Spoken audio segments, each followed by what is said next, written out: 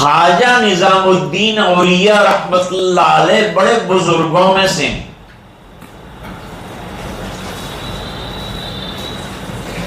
دہلی میں ہیں. ان کے نام سے پوری بستی ہی ہے حضرت نظام الدین. ٹرین بھی چلتی ہے، وہی مرکز بھی ہے.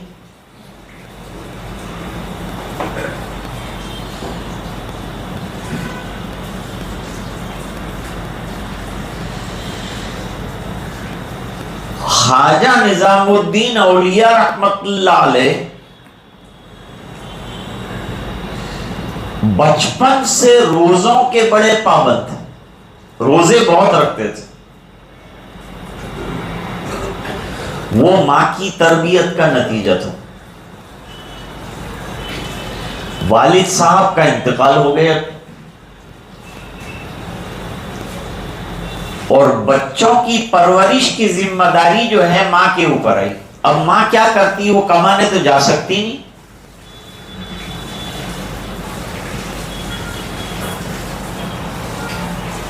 تو ماں بیچاری لوگوں کے گھروں میں برتن وغیرہ مانج کر جو پیسے آتے تھے اس رزق حلال سے اپنے بچوں کی پرورش کرتی.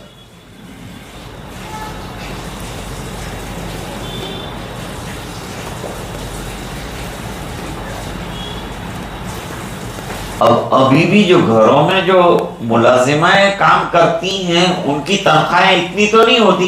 تو خواجہ صاحب کی والدہ بھی بیچاری اسی طرح سے کام کرتی تھی. وہ گھر میں سے کبھی کھانا مل جاتا تھا وہ بچوں کو کھلا دیا.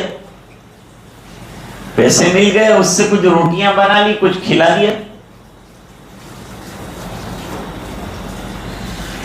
اور پھر زیادہ تر پیسے ختم ہو جانے کے بعد فاقہ کشی کی نوبت آتی تھی. اب فاقہ کشی کر رہے لیکن بچوں کو بیچاروں کو فاقہ کشی کیسے ہو سکتی ہے؟ بڑا تو سمجھتا ہے کہ نہیں ہے تو فاقہ ہے.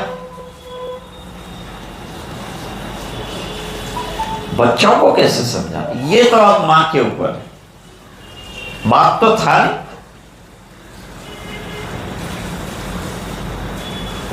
ماں کو تربیت کرنا ہے، بچوں کی پرورش کرنا ہے. کیسے کرے گی؟ سمجھ ہونی چاہیے، دینی سمجھ تو پرورش ہو سکتی. تو ماں سب بچوں کو جمع کرتی تھی اور یوں کہتی تھی کہ بچوں اللہ کے مہمان بننا ہے. اللہ میاں کے مہمان اللہ کتنے بڑے ہیں، ان کے مہمان بنیں گے اپنے. بچے خوش ہو جاتے، جی جی ماں اپنے سب اللہ تعالیٰ کے مہمان بنیں گے. تو فرمایا کہ دیکھو صبح میں سوکھی روٹی ذرا سی کھا لینے کی سحری کے وقت میں اور پورے دن روزہ رکھنے کا، تو پھر اللہ تعالیٰ کے اپنے مہمان بنیں گے. یہ سمجھا دیں. تو خواجہ صاحب بڑی عمر میں روزہ ایسا رکھتے تھے جیسے ہم لوگ افطار کرتے ہیں. تو پوچھا گیا کہ یہ عادت آپ کو روزہ رکھنے کی کب سے پڑی؟ فرمایا ماں نے عادت ڈالی. فاقہ کشی ہوتی تھی، پیسہ تھا نہیں گھر میں، روزی تھی نہیں، روٹی کا نظام نہیں تھا، تو ہم لوگ روزے رکھ لیتے اور روزے چلتے رہتے. اس کا نتیجہ یہ ہوا کہ خواجہ نظام الدین اولیاء رحمت اللہ علیہ جو ہے روزہ رکھنے کے عادی ہو گئے. خواجہ صاحب کا ایک بڑا عجیب و غریب، چونکہ بہت بڑے اللہ والے تھے،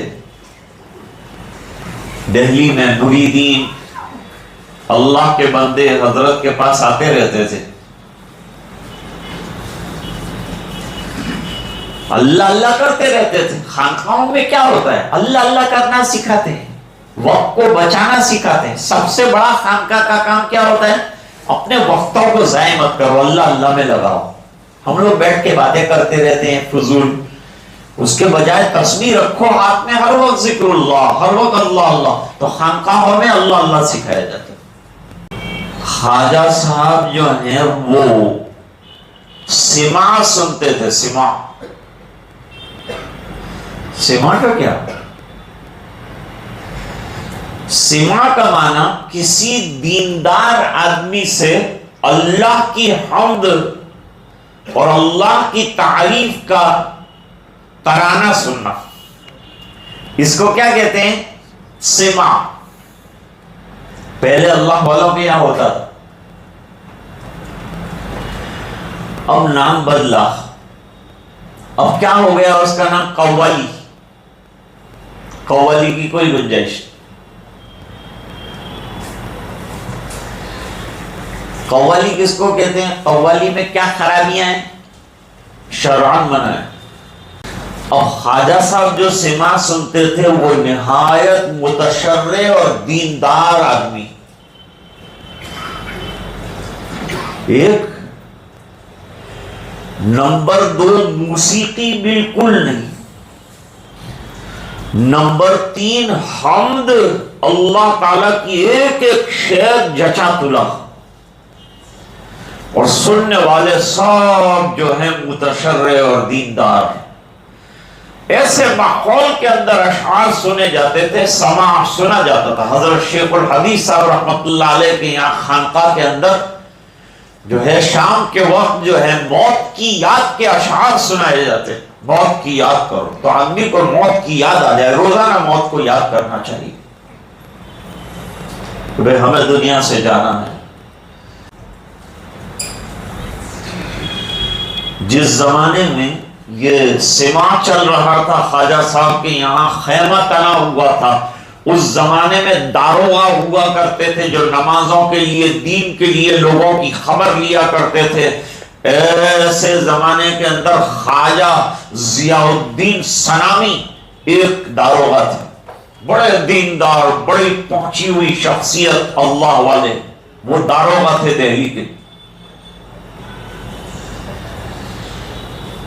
گشت لگا رہے تھے اور انہوں نے سماع سنا، یہاں جاؤ میرے پاس۔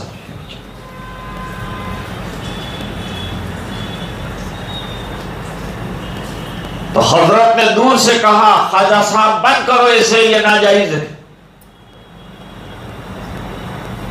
یہ ناجائز ہے، یہ بدعت ہے، یہ حدیثوں سے ثابت نہیں ہے، اس کو بند کرو۔ لیکن حضرت ایک حال میں تھے تو بس وہ وحد میں سنتے جا رہے ہیں، سنتے جا رہے ہیں۔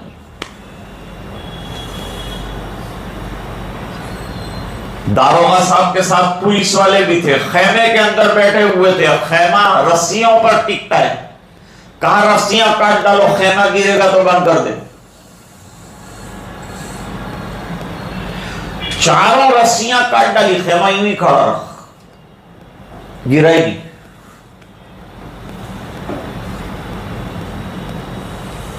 ضیاء الدین سنامی نے کہا نہیں گرا تو نہیں گرا، لیکن یہ خلاف شرع ہے، شریعت کے خلاف،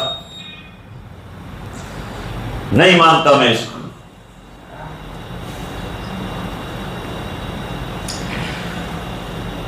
دوسری مرتبہ خواجہ صاحب کو کہا روک دو، روک دیا خواجہ صاحب، سنت کے خلاف۔ جی حضرت سنت کے خلاف ہے، سنت میں اس کا کوئی ذکر نہیں ہے، صحابہ میں اس کا کوئی ذکر نہیں ہے، حضور کے یہاں کوئی ذکر نہیں ہے، اللہ اللہ کا تو ذکر ہے، اس کا ذکر نہیں۔ ٹھیک ہے بند کر دیتا ہوں، داروغہ ہے، پولیس آفیسر ہے، بند کر دیا۔ تیسری مرتبہ پھر جو ہے داروغہ صاحب آئے، یہاں سماع کا سلسلہ چالو ہے، اللہ اللہ اللہ اللہ اللہ کی حمد چاری، حمد اللہ ہی کی تو ہونی چاہیے، اللہ کے علاوہ کس کی حمد کریں گے۔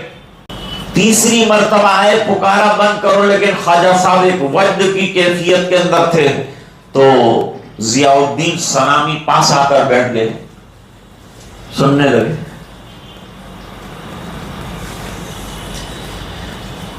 پھر خواجہ صاحب سنتے سنتے کھڑے ہو گئے، ضیاء الدین صاحب نے ان کی چادر پکڑی بٹھا دیا،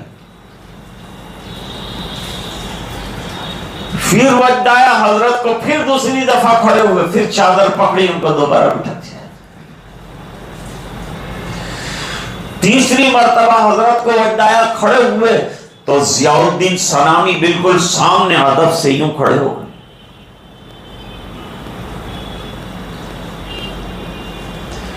تھوڑی دیر کے بعد یہ کیفیت ختم ہو گئی.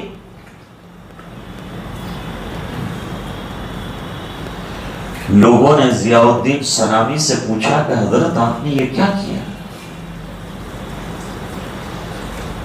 2 مرتبہ آپ نے چادر پکڑ کر اور کرتا پکڑ کر حضرت خواجہ صاحب کو بٹھا دیا، اور تیسری مرتبہ آپ خود کھڑے ہو گئے حضرت خواجہ صاحب کے سامنے، کیوں؟ فرمایا پہلی مرتبہ حضرت کو وجد آیا تو روح نے ترقی کی، پہلے آسمان پہ پہنچی.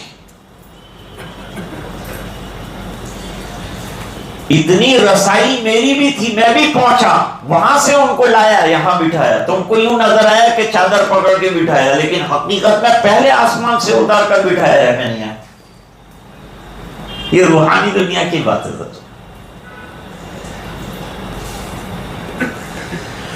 دوسری مرتبہ حضرت آپ نے ان کو کرتا پکڑ کر بٹھایا. فرمایا دوسری مرتبہ ان کی روح کی رسائی 7ویں آسمان پر ہو گئی تھی، میں وہاں تک جا سکتا تھا، وہاں سے اٹھا کر یہاں لے آیا. تو حضرت تیسری مرتبہ کھڑے کیوں ہو گئے؟ فرمایا تیسری مرتبہ خواجہ صاحب کی روح تجلیات ربانی کے سامنے کھڑی تھی، وہاں تک میری رسائی نہیں. تجلیات کو دیکھ کر میں گھبرا گیا اور میں ادب سے کھڑا ہو گیا تجلیات کے ساتھ.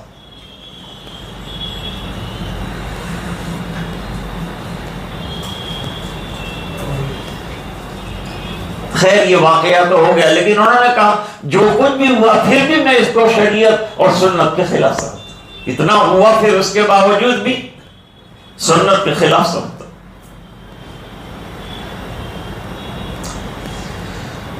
اب ضیاء الدین سنامی بیمار ہو گئے، عیادت کرنا مسنون ہے. جب حکیم ضیاء الدین سنامی بیمار ہوئے تو خواجہ صاحب کو پتا چلا، کہا چلو عیادت کے لیے. حالانکہ حضرت بظاہر جو ہیں ان کے اس عمل کے مخالف تھے، لیکن دل کتنا اللہ والوں کا صاف ہوتا ہے، تب اللہ والا بنتا ہے آدمی جب کہ اس کا دل صاف ہو جائے. دل صاف، بیمار ہوئے، چلو عیادت کے لیے جائیں. عیادت کے لیے تشریف لے گئے. دروازہ کھٹکھٹایا، حضرت لیٹے ہوئے تھے. پوچھا کون آ رہا ہے؟ کہا خواجہ نظام الدین اولیاء آپ سے ملاقات کے لیے اور عیادت کے لیے آ رہے ہیں. فرمایا واپس کر لو. حضرت بہت بڑے اللہ والے. کہا اللہ والے ہیں لیکن بدعتی، سماع کرتے ہیں، جائز نہیں، سنت کے خلاف. کتنا بھی بڑا ولی ہو لیکن سنت کی خلاف ورزی جائز. تو حضرت کیا جواب دیں ان کو؟ نہ کہہ دو کہ تم بدعتی ہو، تمہاری عیادت کر کے میں اللہ کو منہ نہیں دکھانا چاہتا. اچھی بات.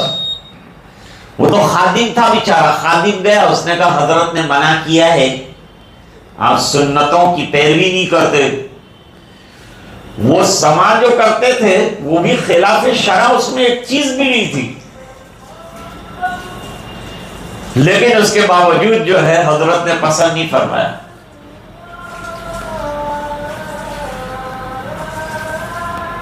کہا خواجہ صاحب نے کہ جا کر ضیاء الدین سنامی کو میرا سلام کہو، اور سلام کر کے یوں کہو کہ میں توبہ کر کے بدعت سے سنتوں کی پیروی کرتے ہوئے آ رہا ہوں، یہ کہہ دو. تو یہ جا کر کے کہا. خواجہ صاحب نے اپنا صافہ بھیجا اندر سے کہ یہ خواجہ صاحب کے راستے میں بچھا دو میرا سر کا صافہ، اور اس پر چل کر جو ہے وہ خواجہ نظام الدین اولیاء میری عیادت کے لیے آئے، راستے میں میرا عمامہ بچھا دینا. تو عمامہ راستے کے اندر بچھا کر ان کو لاؤ، کیونکہ انہوں نے سنتوں پر چلنے کا عہد و پیمان کیا. بڑا اللہ والا ہے یہ، لاؤ ان کو. جب خواجہ صاحب کے پاس امامہ پہنچا، فرمایا کہ ضیاء الدین سنامی رحمت اللہ علیہ بڑے اللہ والے ہیں، ان کا امامہ پیر میں نہیں لایا جا سکتا، اس کو تو میں سر پہ اٹھاؤں گا۔ اور چلتے ہوئے جو ہے خواجہ صاحب ضیاء الدین سنامی کی عیادت کے لیے گئے، دونوں بغلگیر ہوئے۔ خواجہ صاحب نے فرمایا ان کی آنکھوں میں نے دیکھا کہ اللہ تعالیٰ ان کی مغفرت فرما رہے ہیں۔